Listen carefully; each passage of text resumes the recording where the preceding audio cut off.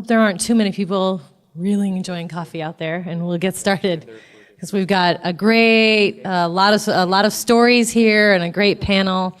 So DIY hi-fi, that's where you are, and I think what this is really about is, you know, we hear a lot about big projects, multi-year projects, or we want to do things that cost a lot of money. And what was really inspired me about the stories that you're about to hear are kind of out of the box thinking, places or projects that didn't have a lot of resources.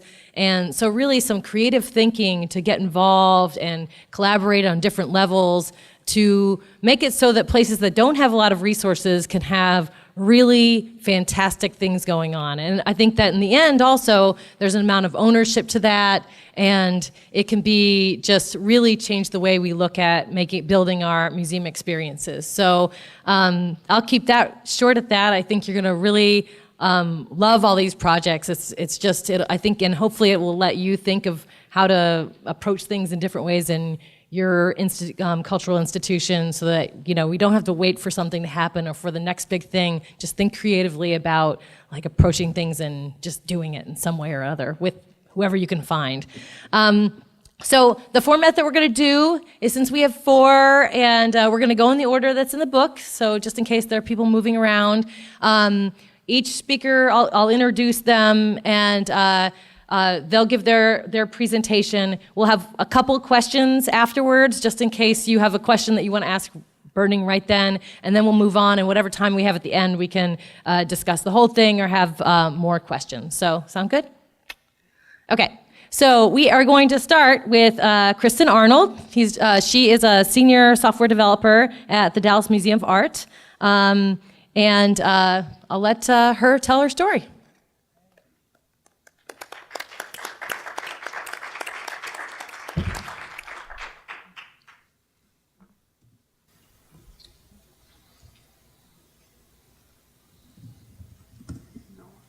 All right.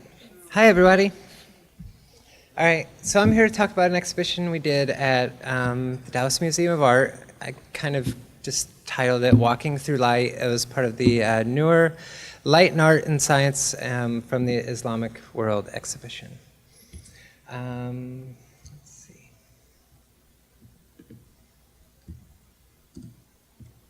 Next.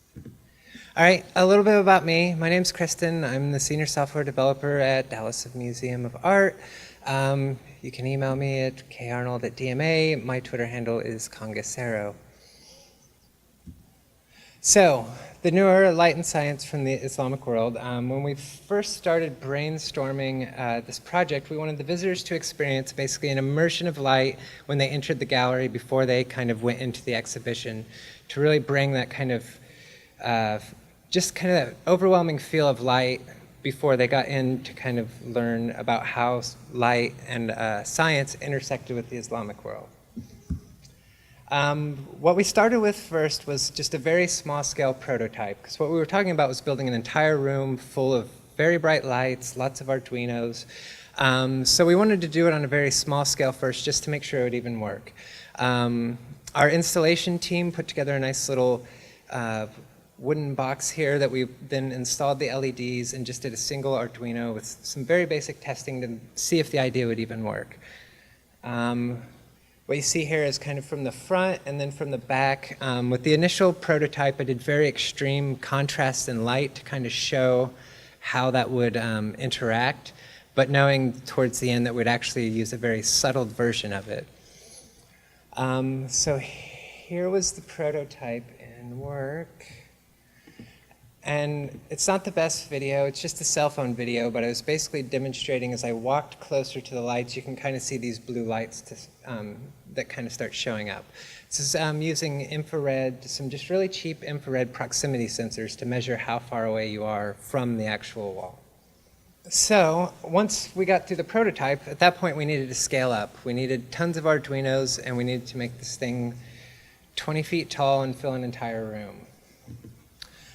So what I did is I ended up creating, it's actually a really basic circuit multiplied by 35 times, I think, and built custom shields out of just off-the-shelf PCB boards that you could buy at Radio Shack or anywhere else that fit onto an Arduino Mega. And from here you can see that I just added some terminal pins on the right that we could then plug the LEDs into to do so. All of this very cheap off-the-shelf parts. I think it cost less than $5 a piece to build each individual shield. So here it was as it was coming together. You see at the bottom the little Johnny Five Eyes. Anybody remember Johnny Five? Those are the infrared sensors. These proximity sensors, I think, about $7 a piece, and they can measure from 0 to, I want to say, 50 feet away from them. Actually ran into some issues with those, which I'll get into later. But so this was kind of the first prototype, or the second prototype of the large scale. You can see here on the right, I have just very small strands of LEDs hooked into the Arduino. And that's actually where the bulk of the cost ended up being, was these lights. So here, this was a lot of soldering. It took me about 2 days to get all 5 of these together. Just a picture of that. And then I did a quick little demo here. And so what I did is set this up in my office. And I'm walking across my desk. You can see the sensors at the bottom. Each one was tied to an individual string of LEDs. And this was just to confirm everything worked before we then built the really big wall. So as we can see, it worked. So the fun part came the installation. Right here's a blueprint of the space as you walked into the gallery. Basically, the lines here would be each wall. So we did an interior and an exterior wall with the lights. One of the things we also had to spend a lot of time working out was how to diffuse these lights. So here's a shot where we were testing different fabrics, testing how far away the light should be from the fabric to get the proper diffusing. So there was a lot of trial and error to get that right before we actually built the walls. That was my workspace for like 2 weeks. It's kind of fun to write code sitting cross-legged with soldering irons and wires everywhere. You'll see here there's a piece of plywood kind of going up. That's what we used to mount the LEDs. So those ended up going about 1 every, I think, 3 feet across the space. And then we initially planned on intersecting those with fluorescent lights, which ended up not working. And I'll show what we ended up doing for that. Here, laying them across the floor. These pictures look very dark, but it was one of the brightest things I've ever seen in my life. I think we ended up having 40 fluorescent lights sitting behind this wall. It was like walking into the sun when you went behind there. So here was kind of the first run. Skip ahead a little. So at this time we had gotten everything up. It was a little glitchy. You can see on the left that there's 2 that kind of keep flickering even as I'm walking through. But this was with no lights behind it, and you can see that's kind of extreme as far as the effect, but you definitely get the effect. After a bunch of tweaking, we ended up kind of making it, we wanted it to be really subtle. We didn't want it to feel gimmicky and like, you know, intense to where people were more interested in the lights than the exhibition. We wanted it to be just enough so that people feel it, but then it kind of gets them through and keeps people moving. We certainly didn't want people to just stop and start playing in the lights and kind of forget about the exhibition. So it's kind of hard to tell in this video, but this was a more subdued version of it, where with the lights in the background, so you can kind of see how that works. And you'll see the little flickering too, and I'll explain all this in a moment as well when I get to problems we ran into. But you see, it's a lot more subtle, so it just takes you through the space. And I found at this point what was really interesting is you would not perceive it yourself as you walked through the lights, but as you watched people in front of you, you noticed it. So it was kind of a weird, I don't know, it messed with your senses a little. It was kind of cool. All right, so the pros of this was cost. The electronics for everything cost under $3,000. That doesn't include hardware, building the wall. I had nothing to do with that. Our installation team did that. But the electronics themselves were less than $3,000, and I think almost $2,000 of that was just the LEDs. We ended up having to buy roughly 1,000 feet of LEDs to make this work. Flexibility was also another big pro of this. As we were going around, we could be really flexible with how it worked. We didn't have to stick with the plan that we started. Being open source, being kind of off the wall, it just left a lot of room to try to experiment and get it to work the way we wanted to. Let's see. The cons, one of them was reliability. So I explained earlier, you saw the flickering in a couple of those lights. And I threw this graph up here. This is the graph for the sensor. It's an analog sensor, so you don't actually get a distance reading. You have to measure voltage. And the problem with this was that in the huge spike here, you could get the same reading as you would if you were really far away. So I ended up having to do some kind of wonkifying to soften that the dip there to the curve to try to get accurate readings. And then we also ran into issues with the sensors where they would cross paths, and that also created problems. So the next thing was time. It did take quite a lot of time, a lot more than I expected to. Spent 2 days soldering alone. Lost a tooth over this project. That was a fun one. And it was extremely labor intensive. I, all the time soldering and building the prototypes, and I know our installation team really busted ass to get everything put together. They had to have somebody come in and install the fabric, steam cleaning it. So it was extremely labor intensive. Thus kind of concludes my talk over that. Questions? Yes.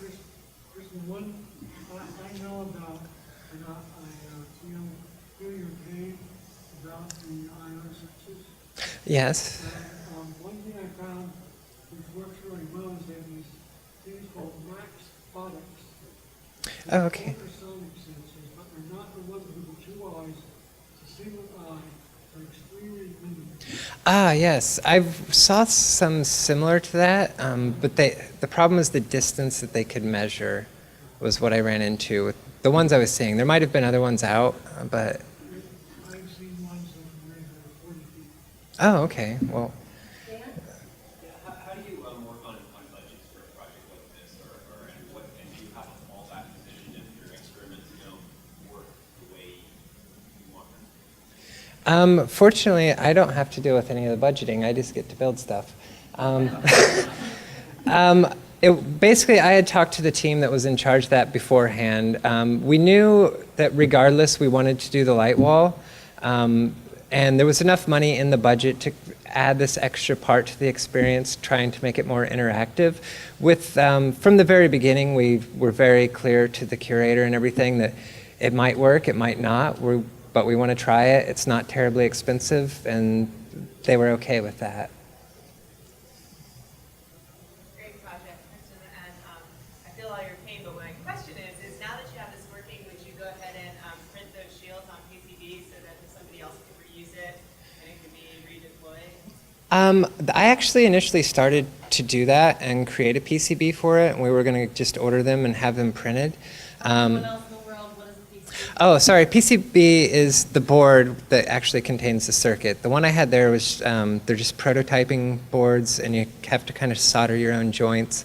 But if you're feeling crafty enough, you can build, just like the electronics you buy, if you tear them apart and look at the circuit board where the connections are pre-routed for you, you can have those printed for custom projects. So yeah, I had started to do that. It was starting to become a little too time intensive with the timeline that we were on, and decided to just go with these.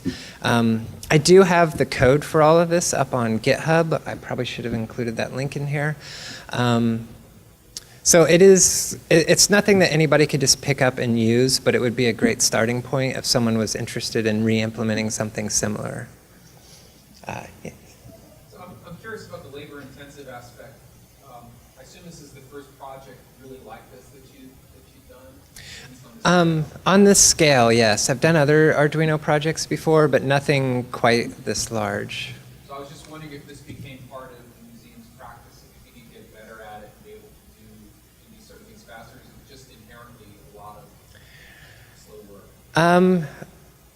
Yes and yes. I mean, part of it, you know, doing something on this scale, I think I learned a lot about ways to be more efficient.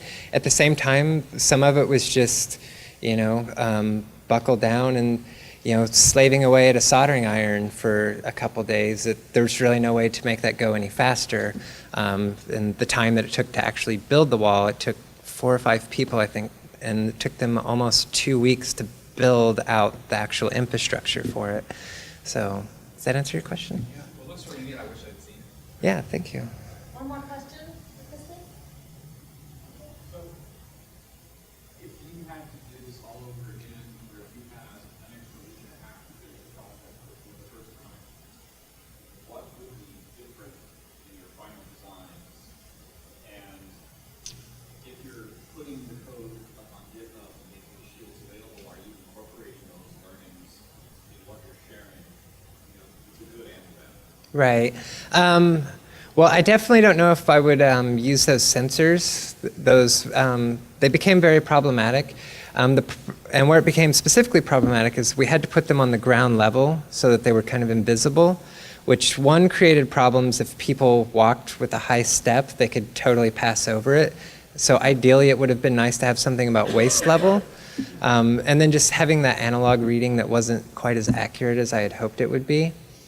As far as putting that on the GitHub project, no, I have not transferred any of these goods and bads to it.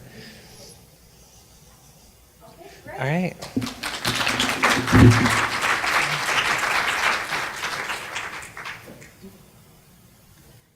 So next up we have Gunho Chae, all the way from Korea, yay, South Korea. And he is recently a doctor, so we're all celebrating. So if you see him around, raise a glass. Just got his PhD and then scored a wonderful, right now he's a lecturer at in cultural technology at his university, KAIST. And he's also scored very soon a fancy job, as he should have, at Samsung as a senior designer for experience design. And so welcome, Chae. Hi everyone, this is Gunho, and I'd like to thank you, Liz, to wonderful introduction and organize this conference. As you all know, I'm from Korea. It means I'm the one from non-English speaking countries, so it means my English will be really poor. So hope you don't mind. And also in Korea now it's like 7 a.m. So I feel like I stay over all night and doing presentations. So I feel a little bit dizzy and nauseous. So hope you understand. So today what I'm going to talk is about, not related to my PhD, but what I've done in one museum. It's called TAPIR Guide. So there's one museum in Daejeon, where my grade screen, they want to create location or mobile guide with really low budget. So this is our story about doing yourself hi-fi things. So as you know, in museum world, the indoor positioning is really kind of hot, right? So every museum and or cultural center, they use indoor positioning systems like GPS or other new technologies to know where their visitors are going or they are looking at, right? And I've been seeing there are so many lots of new and fancy guide systems, like as you can see from the Louvre using the Nintendo guide. But the problem is not every museum can offer this kind of fancy, good audio guide. Of course, it could be really nice. I can make audio guide using Nintendo or whatever I can do, but it costs a lot. Also, not all museums have enough budget or good IT partner, right? The Google is amazing, and all Korean people want to do it, but it's too expensive. For example, but some museums, they have good budget and they have good IT partner, they do. Like for example, like in Korea, we have Samsung, and Samsung has their own museum. And the director is the wife of the president of Samsung. So she wanted new audio guide. So she called all the engineers from the Samsung Electronics and asked them to create mobile guide using Galaxy Note. So they did it. They get rid of all the heavy stuff, and then they made awesome audio guide. But that's only possible in Samsung. But other museums, it's impossible in Korea. I think almost same in US, right? So the Ungno Museum, some of you may know this museum because they hosted Museums in the Web Asia last month with me and also Rich and Nancy all together. And then this is Singer Artist Museum, and the guy named Guam Lee Ungno, who used to work in Paris. And then they built new museum like 8 or 9 years ago in Daejeon. It's like some city in, and then they have really low budget, got from the city government, and they have only less than 10 staff members. But they got new director, and she is so eager to do something new. That's why she tried to host a conference like this, and she wants to bring new technology into their museum. And also, this museum is really small, so they have no permanent exhibition. They have like 3 special exhibitions per year. And then, so the director called me, and she asked me, she wants to create location or mobile guide because she saw so many good exhibitions or good museums in Europe or other places. And then she asked me that it should be low budget, and I have to consider their special situation. There's no permanent exhibition, so they have to change every exhibition every 3 months. So I have to think about the maintenance cost. So I tried to find out and do some research about the indoor positioning system, what we have now.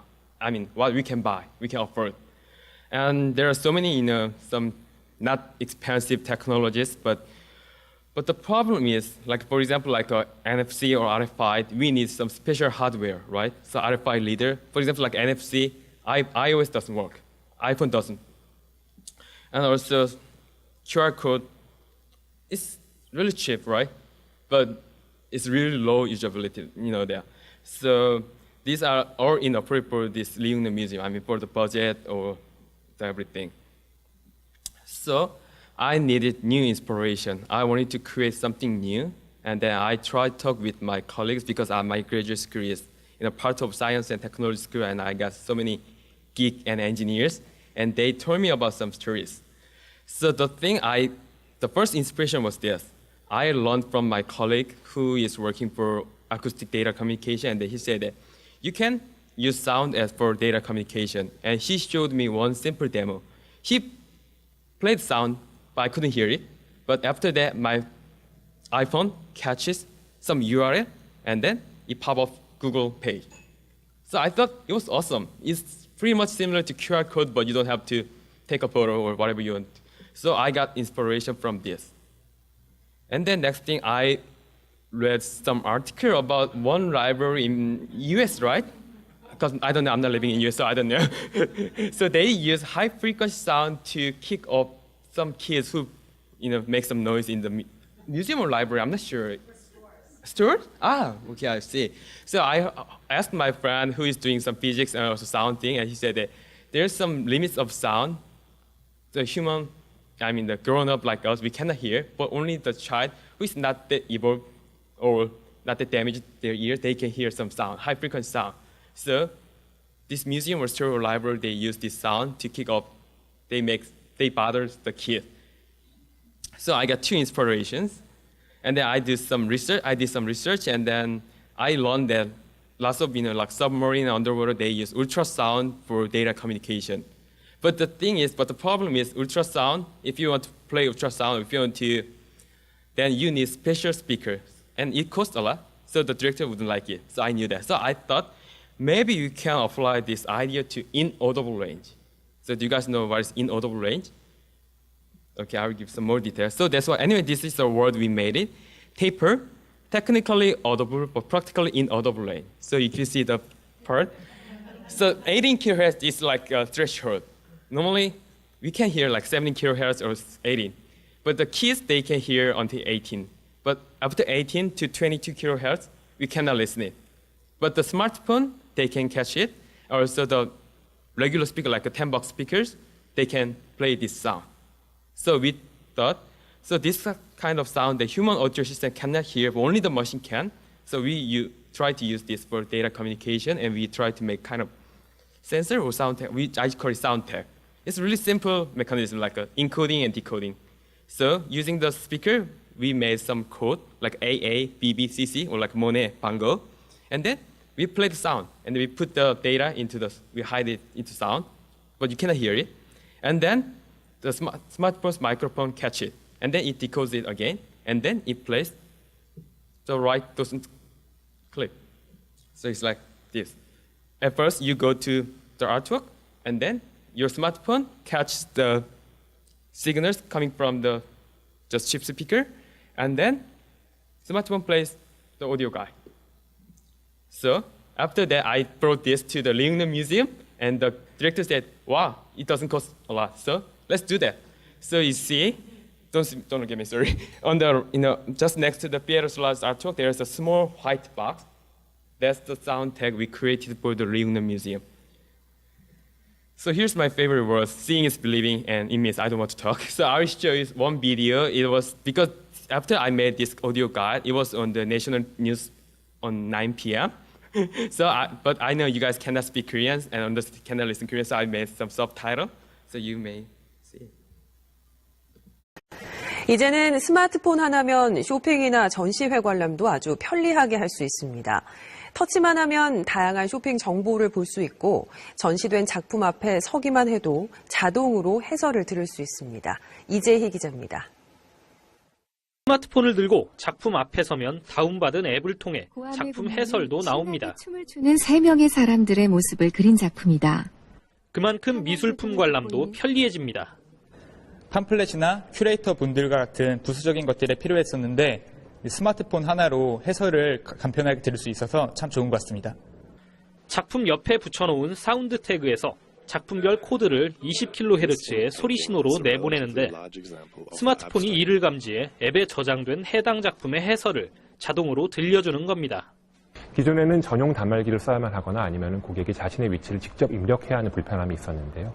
새로운 방식으로는 자신의 스마트폰을 들고 작품 앞에 서기만 하면 작품의 정보를 자동으로 알려주기 때문에 매우 편합니다. 카이스트 연구팀이 처음 상용화한 이 기술은 외국어 버전도 가능해 벌써 파리 미술관에 수출됐습니다. KBS 뉴스 이재입니다. Now you guys know how Korean news looks like, right? So this is how it works. So I will show you some deep secret of this white box. So once you open this white box, because I usually don't open it, but you can see just cheap JBL speaker, like a $30, I think, and then MP3 player you don't really use nowadays. So we need only two things. That's all. So as I said, it's easy and cheap to install, and we don't need no additional hardware because the visitors bring their own mobile phone. And also, as I said, they have 3 exhibitions per year. So every exhibition, they just change the location of this white box sound tag. So the director quite liked it, and we already had 3 exhibitions using this sound tag. I think a few of you used it last month. So this is the Ungno Museum application I developed for them. Not I really did, but my colleagues did. So if you want, you can download the app from the App Store or the Android Play. And also, if you are more interested, I can give you the sound file, the tape, because you cannot really hear it though, but then you can do your own demo by yourself with your laptop. And as you may heard from the news, this TAPIR guide also used in Paris for this year. So you see there's one guy you met this guy. He is the Philippe Hibier from the Paris Musée. He's the head of digital media, and he saw this app, and then he asked me to do it for their new special exhibition. It's about Paris 1900. It's not permanent exhibition, like 4 months special exhibition. So we did like this. So after you see this amazing Guimard, the entrance of the metro station, there's small round, you see, and then if you open it, we put the same speaker and we put stupid big expensive MP3 players. But so I asked Philip, why did you buy these most expensive MP3 players for playing sound? But it turns out they already got sponsored by Samsung for Galaxy Tab, but they are not using it. They just put it in their storage. So they said, wow, now it's time to use. So because after this exhibition, I'm just kidding. After this exhibition, they made new online education system using Galaxy Tab. So we use this. So this is next step. So now we use this TAPIR guide only for like just triggering. But my colleague who is still researching on, and he want to do real indoor positioning using sound. So he also published new paper. So he used 2 speakers, and one speaker makes sound like 18 kilohertz. The other speaker makes 19 kilohertz sound. And then on a 2-dimensional second, and then he success to find the location of the smartphone. So he said that, I'm not sure, but he will try to like this kind of 3-dimensional world. Okay, so this is my last slide. So thank you for listening to my presentation. So if you have any questions, please ask me slowly.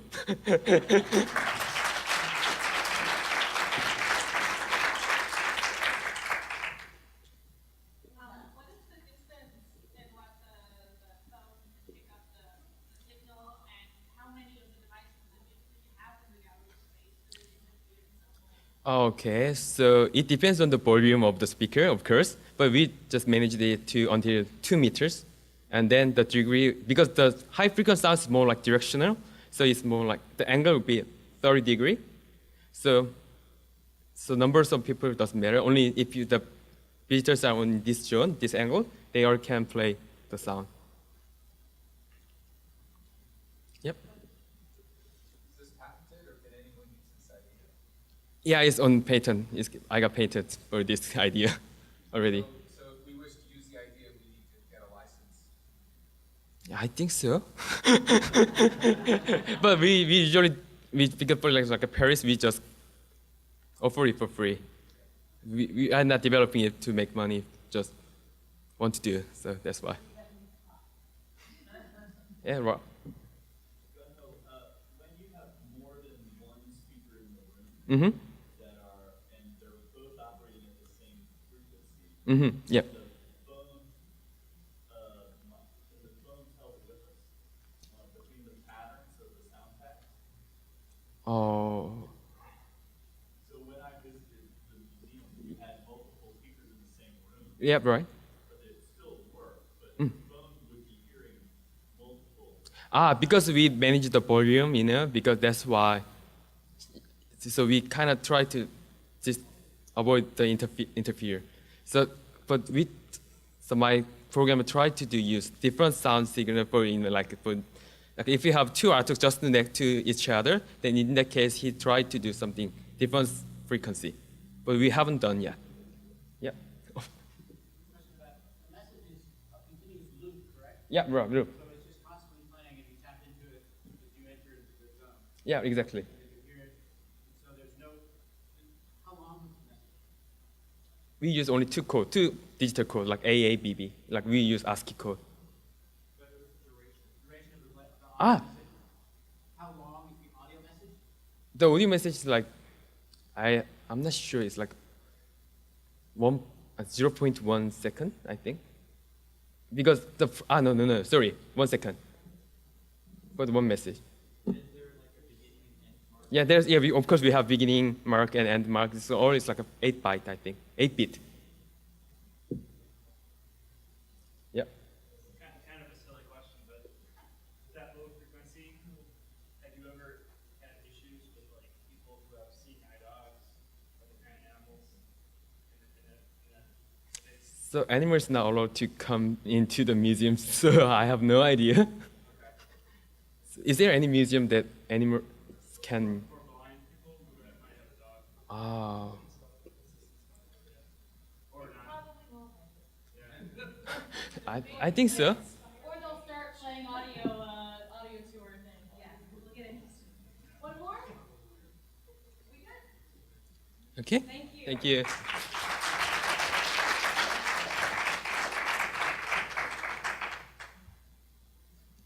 Next up, we have Stan the man, as he told me.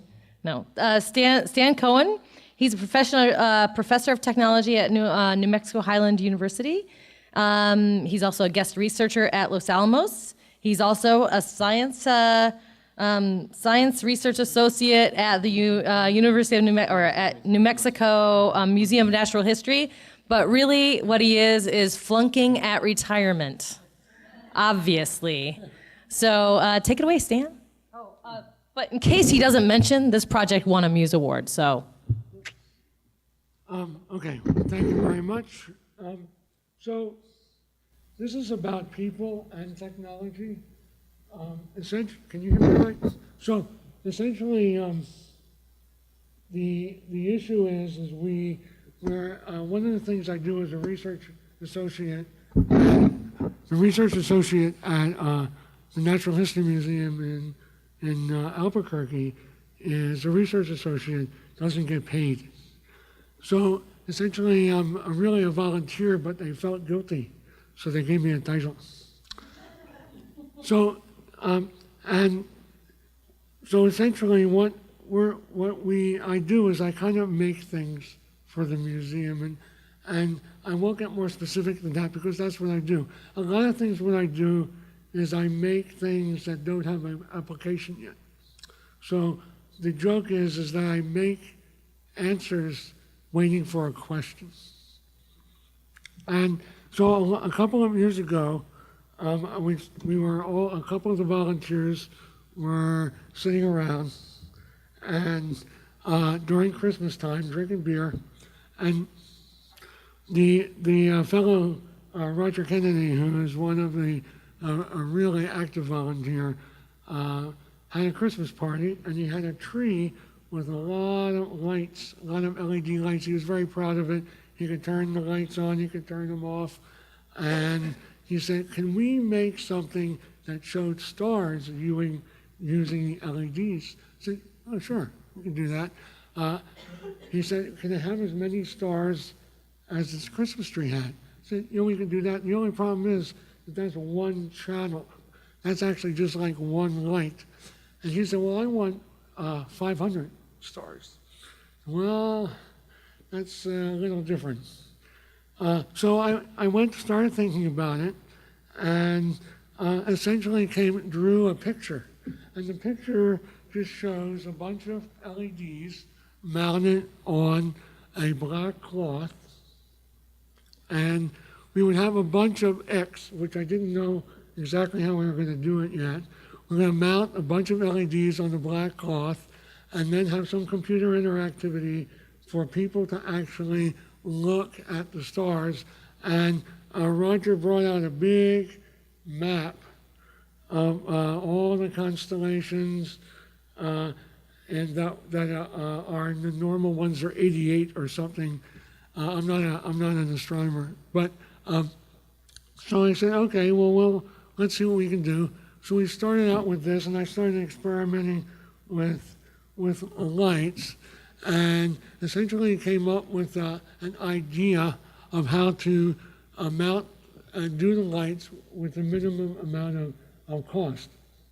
And so what we're using here, and you'll see this in detail, my prototype essentially is using an Arduino, pulse width modulating the light, so I have some brightness control, because what we wanted to show was we wanted to show relative magnitudes of the stars, to really look like stars in the sky. And so in order to make things as inexpensive as possible, we're actually using regular Cat5, which has 8 conductors, and then break them out. And then we have a nice reliable connection on the other end with an RJ45. Everyone knows, just whatever when you plug in, everyone uses wireless now, so it's not clear whether people remember that in the old days, like 2 years ago, everyone was plugging things into the wall. You know, when I talk to the students, I try not to get too crazy about being the guy who walked uphill both ways in the snowstorm to school, but the analog is when with that technology. Well, I remember when there were punch cards. I remember, so I try not to do that too often, but they'll probably tell you I do it all the time. Anyway, so a couple of things that we did. One thing I discovered through a number of contacts are these nice 3M connectors holding the LED And these are nice because they're insulation displacement connectors, and they only use a pliers to apply them. And this is very nice. Kristen was talking about labor-intensive stuff. This still became labor-intensive, but not because of that. So we had this idea, and we needed to get someone to let us do it. Remember, we're volunteers, and but we also figured that they can't fire us.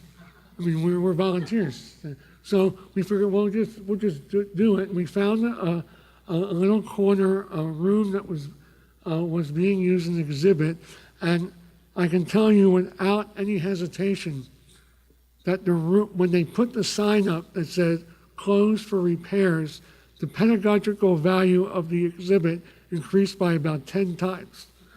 So it was a terrible exhibit. It didn't work. So we actually went and just commandeered the room. And we knew we were friends with most of the craftspeople, so it was very easy to get them to help us clean it up and everything. So then Roger got some of the work-study students that are wandering around the museum to make a real star map so we can actually map the stars so we can actually start figuring out the electronics. We also have one volunteer who has a CNC-controlled quilting machine. So this is an amazing machine, and we were able to get her to use it. We took the JPEG of the actual map and put it into the machine, and we had the machine use the XY coordinates to mark where all the stars were going to be. Plus, we found that certain threads of certain cotton thread actually fluoresces under ultraviolet light. So we actually used the thread to make guides for the outlines of the constellation. So at the final exhibit, we were actually able to use ultraviolet light to either turn on and off the connectors between the lights.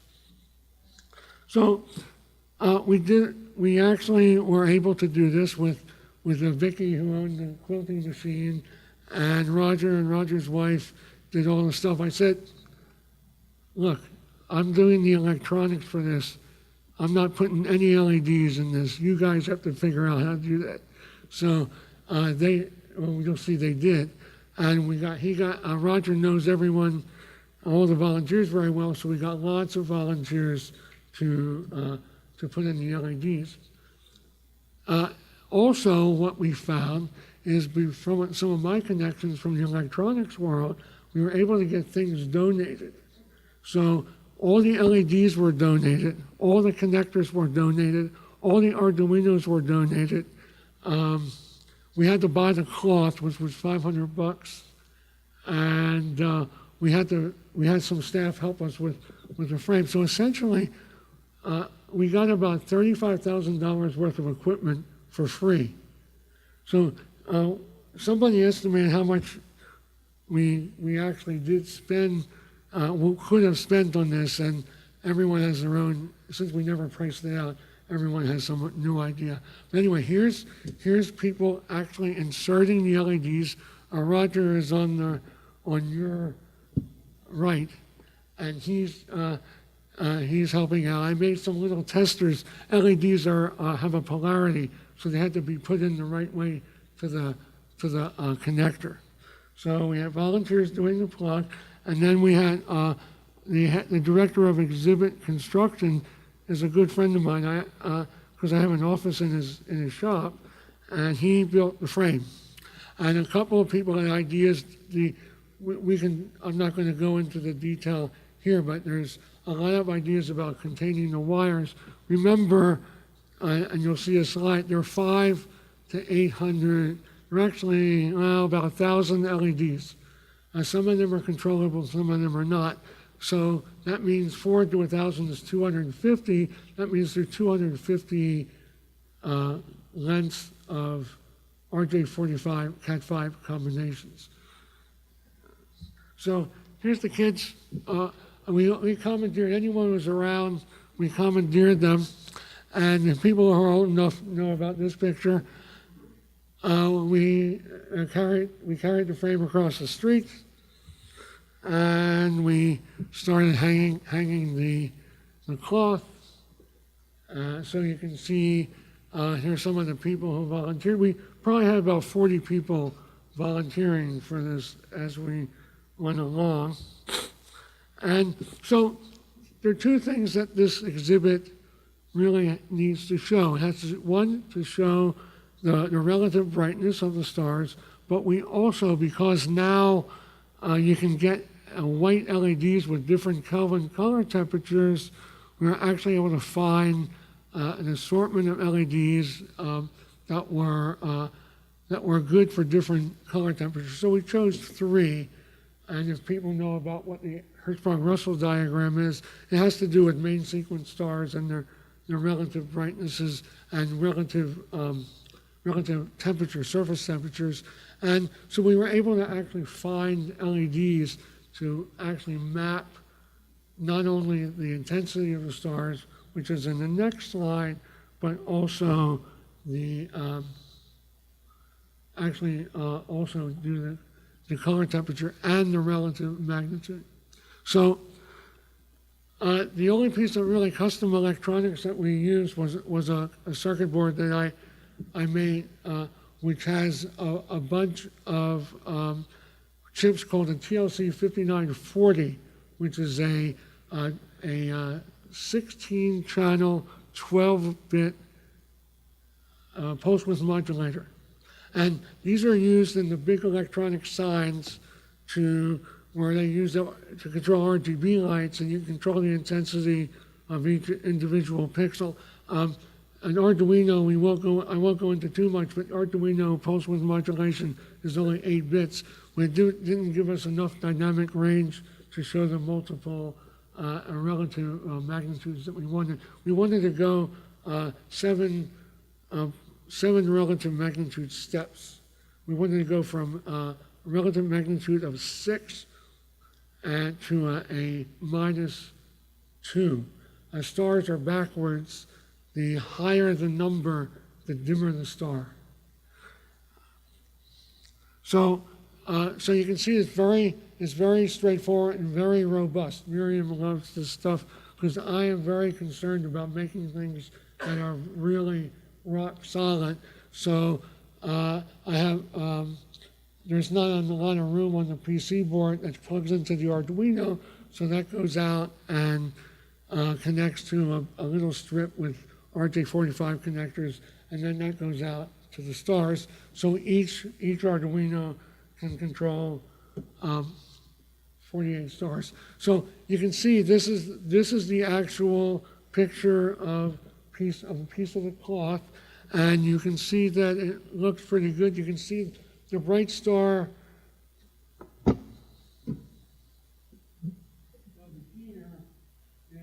is Rigel, rather a Sirius in the constellation Canis Major. And right above that, to the kind of toward the top center, is Orion. You can see the belt of Orion, and the LED, the dotted LED line, is actually the plane of the ecliptic, if you're an astronomer. So we had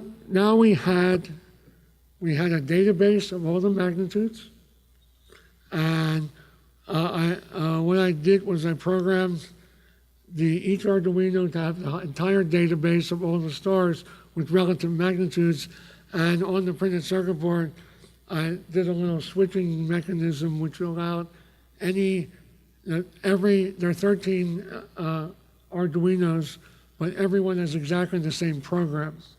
And by changing the bit address, it would boot up its little section of the universe. The next thing was to actually develop an actual interactive display, and for that we had a very, very talented programmer who was a volunteer at the time, Simone Siegel, who actually now is the assistant director in the planetarium. So she was able to program, she's also a master's student at Highlands now. So she programmed a user interface with a touchscreen also donated. And you can go down and drill down into any constellation on the star map. And as you drill down, the constellation or star gets brighter and the other stars get dimmer. And so there's a continuous communication between this is my most complicated slide, a continuous communication between the star map, the Celestial Tapestry as we're calling it, and the Simone's program. So the entire data path is shown here, and you can see that there are 13 Arduinos to control all the stars. And we found that because the LEDs are running at such a low current, because it's dark in the room, all of the LEDs together with the Arduinos draw 17 watts. So what that means is that we can actually drive all the Arduinos with just a powered USB hub. So what that means is we have a system that uses ubiquitous parts, and this will come up again later in our career, in my second career, ubiquitous parts. We have commonly available materials because we can go to Home Depot. If anything fails, we just go to Home Depot and get another USB hub. Easy as that. So this is the first light. This is when we first turned on everything at one time. And it's been running for about a year. We had a big party at some point, but the real big party was when we actually got an award. This is the back. We had volunteers doing the wiring. They kind of prevented me from going back there sometimes because I hate it. It's a little too messy for me, but it's great conversation piece. And you can see on the left all the connectors for the LEDs. And then this year we won the gold AAM award. What does that stand for? American Alliance of Museums? I don't know about these things. Anyway, it was pretty cool. And everyone was patting me on the back. I said, why? What's this a big deal? They said, yeah, it's kind of a big deal. Anyway, so any questions?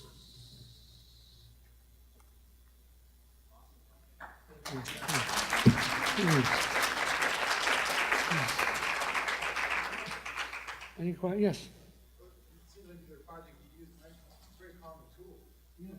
It's great, I promise. Still something you wanted to replicate like this.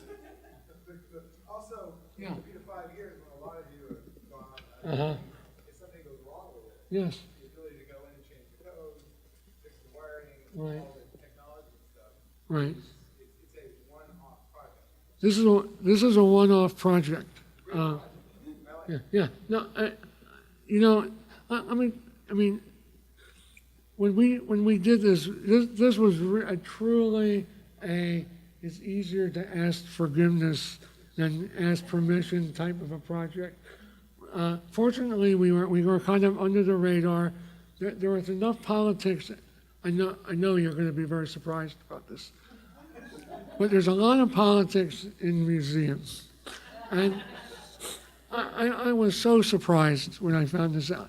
But it turns out that if there's enough diversion from other bigger stuff going on, then you can kind of do what you want. Because, I mean, this has, and of course, after we got done, everyone wanted to take credit for it. So, okay, go ahead. But, yeah, right. And in 5 years, the museum spent no money. So, you know, it's all win-win. It's really win-win. Yes?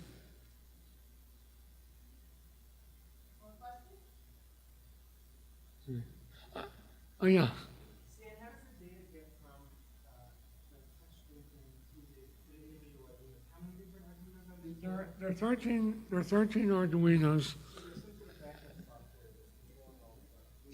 This goes with, well, I was originally going to do it with internet, with Ethernet. But it turned out it was very simple to use a USB. Because the USB hubs actually act, both USB hubs act both. I don't teach, this is very annoying. I feel like a politician. The USB hubs supply the power, they also supply the data, and then they just appear as 13 COM ports to Simone's programs, and she's really a good programmer, so all the software is multi-threaded. She writes in C#, so it's all multi-threaded stuff. It's not for that is probably the most complicated part of the whole thing is that part of the project.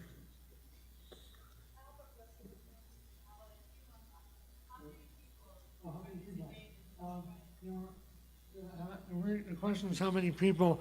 There were about 14, I would say 12 to 14 really active people, and then people would come in and out, you know, as they felt. I mean, when you come into a project where you see all these people huddled around trying to put LEDs in the cloth, a lot of people did not want to be doing that.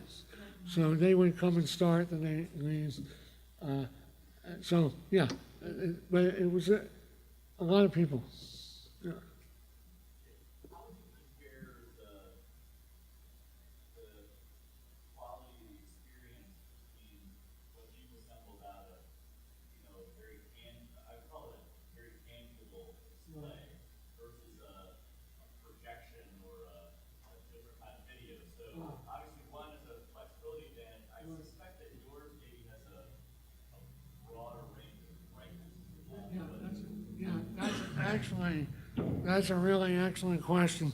And in fact, a couple of people, as this project became more daunting, people were saying, just screw this stuff, let's just project something on the wall. And the thing is the experience when you actually see this, it really looks like there's a three-dimensional quality to it. Also, whenever you project something, you're always looking at reflected light. These are actually actively emitting. I mean, these are real photons coming from the LED. So it's a real thing. Yeah.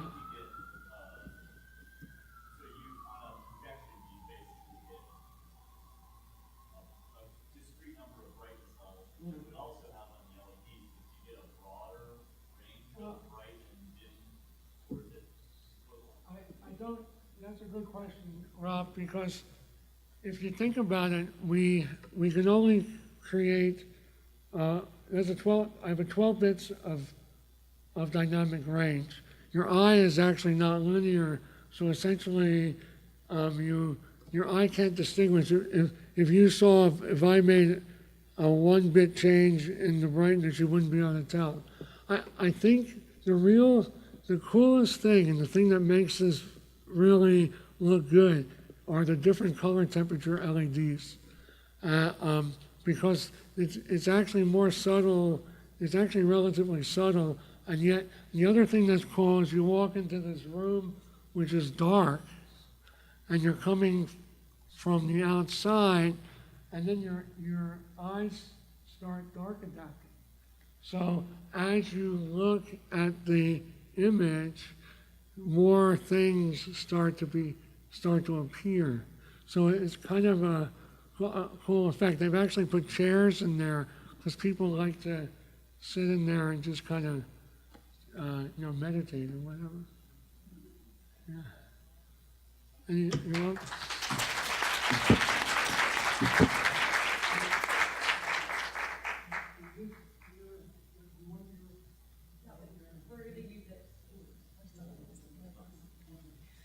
Thanks, Stan. And I think that when you mentioned the one-off, I think one of the things is thinking about the process, and that you're not going to go off and do maybe your own hollow stars, but like if you want to solve a problem, that there are a lot of different ways of going about it, and maybe getting people from the community involved and things like that. We have a prototype, so any person can project an idea. Mm-hmm. Give them $500 to $1,000 for 2 weeks.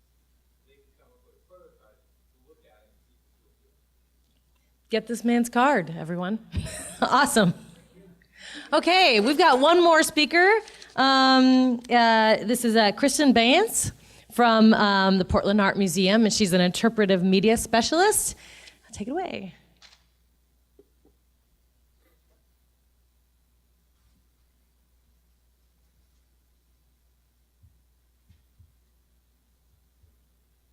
Okay, here? This one? Oh. I know, I'm sorry. Sorry. Okay, it's great. Now you've seen all my slides and all the jokes. Okay, awesome. By the way, we just met yesterday, so Kristen, and I'm gonna pronounce your name wrong, so I'm Gunho. Okay. Really? Do people like go Gunho to you? Really? Okay. Because that's awesome. Yeah, we met yesterday in a workshop, so it was really amazing. And I met Stan last year. So my project has absolutely nothing to do with LEDs or with Arduinos at all.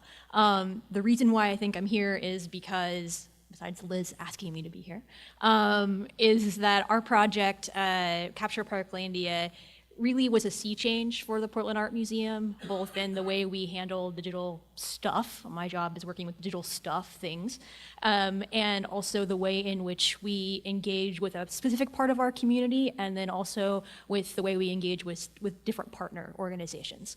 So the project is a project on Instagram, and which is called #CaptureParklandia. It was the first time that the museum had a project with a hashtag in the title, let alone having that hashtag in a title in an exhibition that the Louvre curated. So I got away with a lot, and I was really excited about that, and this was my first major project at the museum. So I worked on this project primarily with Justin Meyer. He's a PhD student at the University of Michigan in urban planning. So it was really cool because we combined my knowledge in working in museums with his knowledge in working in how cities function. And the partners that we worked with were the Portland Parks Foundation and Portland Parks and Recreation. And the exhibition that this was a part of was called Tuileries. So it was about the Tuileries Garden in France. And so the goal was to create an experience for visitors in Portland that related to some of the major themes that were going on in that special exhibition of the Tuileries. Basically, parks as social spaces, right? Okay. So where am I from? I'm from Oregon, not Maine, and Portland's right there. I work at the Portland Art Museum, where we do things like this. This was a couple of years ago. Basically, we like to experiment. So this was on World Naked Bike Ride Day. We had an exhibition about bicycles, and we allowed people to come in. We gave them admission based on how many articles of clothing they were wearing. You had to keep your socks on, though, which I thought was really weird. So you had to keep your socks on. But anyway, so we like to experiment around, and Capture Parklandia is part of that process. So this project actually started out of a conversation between Stephanie Parrish, who is the Associate Director of Education, and our former curator, Bruce Gunther. And they were interested in having an experience in this exhibition, and they brought into partnership the Portland Parks Foundation and Portland Parks and Recreation. The initial impetus for the idea, outside of the fact that we wanted to do something, I wanted to do something with Instagram. So when I got hired a year ago, this actually was a pitch for my job. And so I was really excited this actually happened. So how it works, you take a picture through your phone using the Instagram application, you hashtag that picture, Capture Parklandia.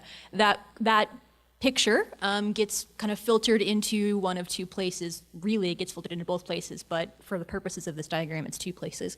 One, that picture can show up on our website. So our website had a microsite for the Tuileries exhibition, and then the Portland Parks Foundation's website also had a microsite for this particular project. And so both of those websites were calling images with a hashtag using a free web application called SnapWidget, and SnapWidget would geolocate those hashtagged images on a map of Portland. So we had a hero banner, which you can see right here, that was populating the most recent tags. So this was uncurated. The experience in the gallery was actually a curated experience. The one thing I couldn't get away with was actually having a live Instagram feed in the gallery, which I was a little upset about. We did have one incident where, I mean, this is a democratic platform, right? So you're gonna have things that happen that people may not all agree with. So one thing that does happen in the Portland Parks area, we are Portland, we're a pretty loose place, right? So we just legalized marijuana. So that, there's a point to my rambling, is that we had a set of photos of people dressed up as Little Red Riding Hood smoking a very massive bong that was in the shape of a phallus. So that was fun. And I'm glad that, so in that instance, I was really glad that it was not a live feed in the gallery. But that was something that we had to work around, which is fine. I mean, the picture was up. We were learning as we went. We just now have a social media team that came out of this project. So we were just kind of letting things roll. We didn't really have a massive plan. This whole project happened in less than a month and a half. So it was very much like, here's the idea, I have a great intern, we're gonna do all this stuff and then we're gonna go. So the gallery experience, after that rabbit trail, I'm sorry, I'm very nervous. The gallery experience, we had this is a better picture. So the gallery experience had a room. This is the last room in the Tuileries exhibition before you exited the gift shop. And we used a monitor. It's not a touch screen. We used a monitor, and then we had a map of Portland on one side, and then on the opposite side, we had an interpretive label that basically was a prompt to action to participate in this project. And then we had underneath that 12 cards. And I've got the cards here with me if you're interested in what they look like, all of them. And then I also have a little sample of the material the map was made out of. It's got a really nice feel to it, and the tactile nature of the fabric, also with the large scale, was really a draw for visitors.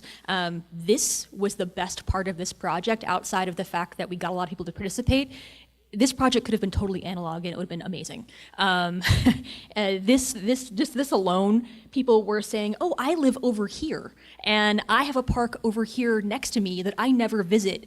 Oh, by the way, Grandma, so I live over here and I know that you had an experience in this park and I know that you've never been to this one. And it was just very much, it was a lot of mind mapping happening with just this analog experience. So that was a win. But so in the gallery, we have those three elements. And the way in which this whole thing started with the cards is that we invited the Instagram community in Portland to come in, create they were the influencers, right? To come in and like seed this project. So before we actually went into the gallery and went live with everything, and before we made these cards, Justin and I went to an event. So InstaPDX is a group, they have over 500 people in the group, and fortunately, we have one of the beta testers for Instagram in that group, and he liked this project so much that now he does stuff with the museum all of the time, and which is amazing. So we went over there and they were having beers and we basically speed dated with them. We were like, we have this project and we think you're really cool. And it was very, very awkward for about an hour because Justin and I were waiting around in the bar. Okay, is it them? Is it them? Is it them? We were just like looking at people, like we're trying to figure out, because we've never met these people in person, who's on their phone the most, right? Who's taking random pictures of things the most? So we found those people and we just walked up to them and introduced ourselves, and they were totally into this project. This was the first time the museum actually reached out to this community, this online community, and they were super into it. So they started taking pictures that day. This is before the official opening of the exhibition, and we offered for folks who were in that group to submit their pictures to the hashtag Portland Parks Foundation, myself and Justin, and then Portland Parks and Rec chose the top 12 images, one from each location in Portland. And those locations, unbeknownst to us, Justin and I at the time, the Portland Parks Foundation had a little like side project. There was a bond measure going on, and they chose parks that were going to be affected by the bond measure. Luckily, the bond measure passed, and the hashtag's still in use, and people are still going and taking pictures of the parks. So it was kind of a side schemey thing for them. But anyway, the images on the cards were from Instagrammers, and it was amazing that the conversations that we were capturing over Instagram, we had people who had, just like Justin and I, never met these folks in person before, meeting for the first time and recording that on Instagram. People who'd never been to the museum before, recording that and saying we'd never been to the museum before. But also the fact that we were able to legitimize their work because we're a museum, right? And we have great things. And by putting their things next to, in this case, like a Kokoschka or, other, we had Monet and Manet in this specific exhibition, it was legitimizing their work as really good art, right? And we had these Instagrammers recording that through their comment section. So that's just one example. So we continued our relationship with the Portland Instagram community. They have a whole bunch of projects that come out for. But what I'm forgetting to tell you is that all of the equipment that you saw here, so I didn't pay for any of that. That I had zero money for this project. It was just my idea that we got kind of changed around into a huge group idea, and it became awesome and amazing with a couple other people involved. And so the map that was out of the curator's budget because the curator really liked the idea, so he paid for the wall treatment. He also paid for the label. We had our shop just create card holders. The application running on the screen, that's a free application called Slidely, and the screen itself was something that we had recycled. All of that was running on just an education laptop that we had buried beneath the floor. And the cards, the Portland Parks Recreation Department paid for those cards. We had over 120,000 cards, and they became collector's items. It was really weird. You make something in a set, people want it. Pro tip. Yeah, so it was just an amazing experience. It outside of the fact that it was kind of a perfect storm where we had a curator who was willing to take a chance, which this curator never takes a chance on any kind of mobile experience, so that was just like just a very strange experience. And by the way, we had no visitor testing because it was such a short timeline.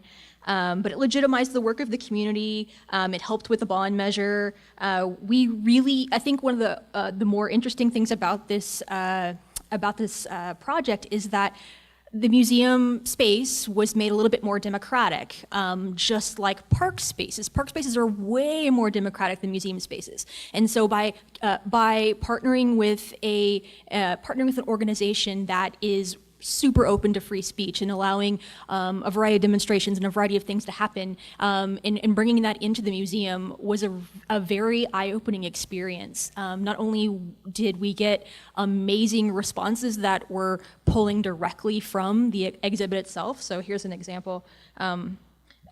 This is one of the sculptures in one of our parks, and we actually have someone who we did not pay we didn't pay anybody, but to write this on their Instagram feed. They quoted our chief curator about the history and legitimacy of parks in Portland and how that relates to the Tweedledee exhibition. That is, of course, this is one of the better examples. We had a gamut of examples, but people actually embracing the hashtag Capture Parklandia. Parklandia is actually the website, the URL for Portland Parks Foundation. Parklandia is also a play on Portlandia. Portland's got all kinds of nicknames, but the spirit is one of having a moment where an organization who is not often super flexible with digital engagement, allowing folks to create personal media making experiences. I know it was jargon, but it's capturing meaning making experiences through the lens of an exhibit, but relating that to relevant spaces outside of the museum. I think that's kind of what the core of this project is and why it ended up being such a game changer for us. Because this thing became so popular, both in Portland and out of Portland, we had so this project was attacked by Judith Dobrinsky, who's an art critic, and because she wrote some bad press about it, we had a massive, awesome debate online where we had museum educators just coming out of the woodworks, just being like, no, this is actually a really cool thing, and it's a platform. The museum is being used as a platform, and it was a way for us to enable the community to actually have a voice in a different way. But it was on artmuseumteaching.com. But the point is that it legitimized parts of our community. We have ongoing partnerships out of it. It increased capacity for digital experiences at PAM. We now have a social media team. We're engaging in larger scale digital media projects. It's helping to increase funding for us in other arenas. And somebody said this earlier today in a different talk, but it was Cohen Royston. It is kind of like Computer Club in a way. It was proving that internally that even though we don't have a lot of staff, I'm the only interpretive media specialist, and we don't have an IT department, I was pulling from across departments to create a committee of like-minded people, and we were actually teaching people in the museum how to use social media. It was really kind of fun. We had to give a presentation on how to use social media, and the director actually said to us, now I know why my daughter loves this so much. Instagram, he'd never used Instagram before. We were teaching people how to tweet. So out of the success was also growth within our own institution, and it cost us nothing. So it was just an amazing project. So thanks. That's all I have to say.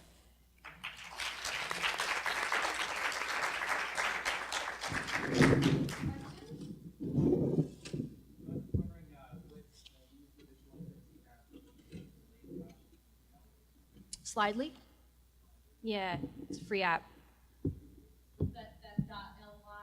Oh, sorry. It's Slide. SILDELY. Slidely. And it's free. Yeah. I could have spelled that wrong, but it's LEY. Yeah, it's LEY. Sorry. And the geotagged one was Snap Widget.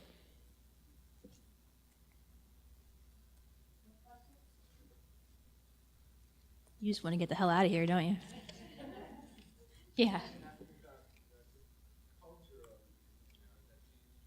Yeah, so that's why I'm smiling, is because I've only been to the museum for a year, and it's changed so much just in the year that I've been here. This was just part of a larger project of programs that were discussing the park system. This project was tied into object stories. Portland Art Museum's known for its project object stories, and this was tied into that project as well. So digital is now, I think, being seen more as a legitimate platform for us to engage audiences in a larger, more distinctive way, and it can stand on its own. It doesn't have to necessarily be this tiny mobile experience or something like that. So, yeah, I mean, we got projects in the pipeline coming up that are just as big. What? For those projects, I've applied for some grants. Yeah. Yeah.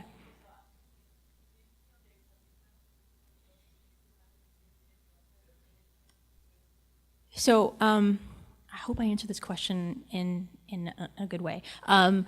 Because, so since we had no budget and it was just a two-person team, we don't have analytics, right? So we don't yet. That's not part of what we can afford. But just by kind of like culling through the comments and meeting some of these people, we kind of have an idea of how old they are, where they're from, that kind of stuff. So the people who were using Instagram were generally like millennials.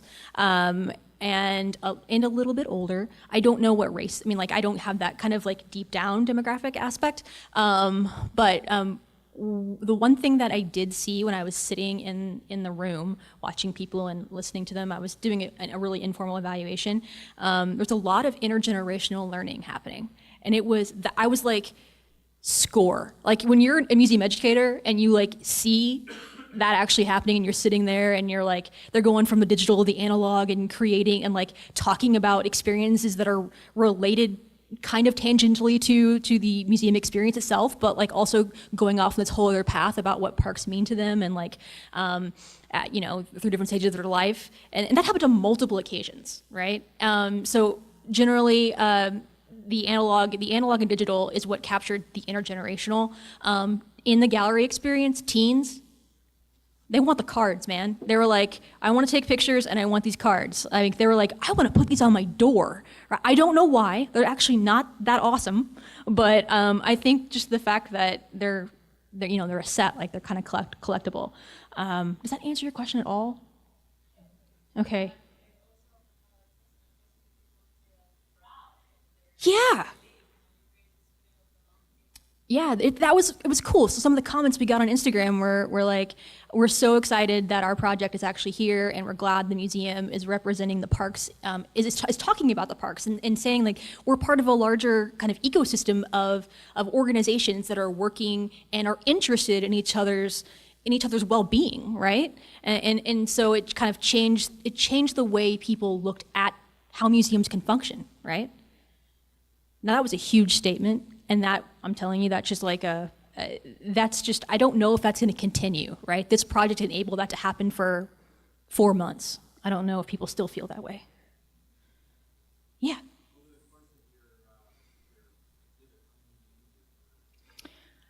So the last count I had was, people are still using the hash, which is crazy. So the Fry, so that really cool social media exhibition, the Fry, someone freaking hashtagged Capture Parklandia on one of the Fry's landscapes. I thought it was really funny in their exhibition. But over 2,000. So we had over 2,000 submissions over the summer. No. It was crazy, right? We had a slow in-between time, but because InstaPDX had seeded the project, it was a huge uptick from the very beginning. And also, the Portland Parks Foundation created at the very end, they wanted to do something else to stimulate people to take pictures. They created a photography contest. And so they gave away really cool prizes, and then we gave away a membership. And those were actually asking for there were prompts associated with that. Like this, there was no prompts at all. It was just the exhibition was the prompt. And there are different ways you can experience. You could experience it online, you can experience it from a card, or you can experience it in the exhibition. Did they make the connection between the art exhibition and the parks? Well, from what I can tell from the Instagram comments, some people did. And I mean, we didn't do I'm not surveying people now, but I hope they did. I don't know. See, evaluation, that would rule if I could go back and ask that question. Thank you. Oh, yeah, hi.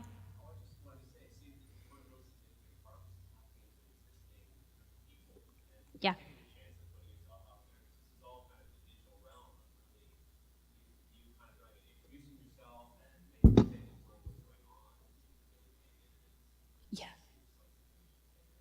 Yeah, definitely go check out the people who do the cool things in the city. Yeah, you just really like to ask me questions. Did you have anything that people like? Well, I didn't like the fact that guy was smoking a gigantic phallus. But that was not my ideal situation, right? dressed as Little Red Riding Hood nonetheless. So that, but honestly, like, I feel like I kind of would have just wanted to see what the project would have been separate, like those two analog and digital. I would have loved to have just seen what one of them would have done on their own instead of together. Go ahead, sorry.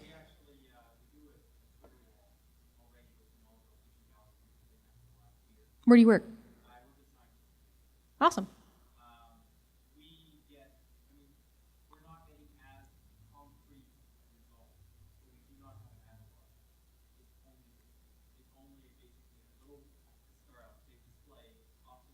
Yeah. With other marketing information that kind of rotates through, and it's just like, take pictures of me, tag this thing. Yeah. And I think that analog contributed to the early time Kristen that way, because ours is just asked to put on the navigate being purely digital. There's no incentive. There's, you had a park relation. So Yeah.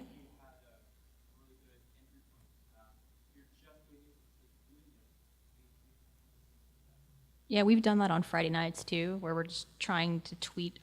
So I tweet as a painting sometimes to people on our Friday nights, and no one talks back. Like, and there's like no, yeah, you're right. There's like no major incentive to participate. And I think the fact that we were showing that in the museum was that huge. I think part that and the cards were the incentives. You can ask me a question, Tim.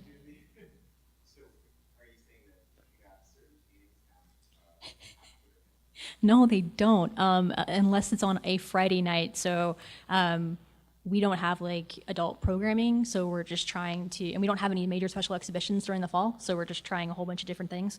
And one of them is we're serving food and alcohol to people in the museum, and there's other activities, and one of them is tweeting as a painting. And then we have a photo booth where you can dress up as that painting, which is right next to the painting. So painting drinking? It was Cleopatra and the Asp, so she wasn't drinking, she was getting, well, she was in the midst of dying. So, no. She probably could have used a drink, though. Yeah.